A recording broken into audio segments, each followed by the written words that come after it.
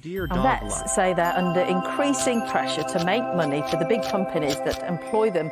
With vet bills rising more and more in recent years, the competition regulator has already questioned whether the pet care market is giving customers value for money. This report from Richard Bilton contains flashing images. In you come. More than half of UK households are believed to own a pet, and most say their animal's health is as important as their families. Perfect. My dog's called Belle, and the thing is, I don't think I'll be able to live without her. If I ever run out of things to talk about, oh, by the way, do you know I have a snake? But the days of James Herriot have gone. What's nothing to worry about? He's just getting on a bit, that's all. It used to be just vets that could own practices. Over the past 25 years, big business has become increasingly involved. Corporate vets have bought up so many smaller independent vets that 60% of the market is owned by just 6 companies. A decade ago, it was 10%.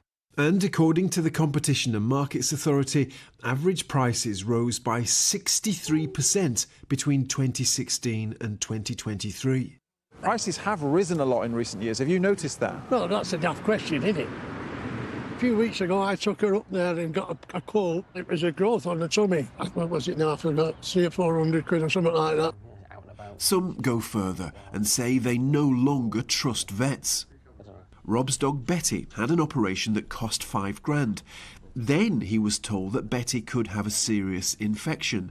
Diagnosis and another op would cost between £5,000 and £8,000. On the morning of the op, the price went up to £12,000. £4,000 overnight and no real explanation. I work in an industry where you negotiate things and you understand power levers and negotiation and all that kind of stuff. They were, in my view, leveraging their position. Rob was happy with Betty's treatment, but complained about the sudden price increase. Vets Now, which is owned by IVC Evidensia, apologised and refunded him nearly £3,800 as a goodwill gesture.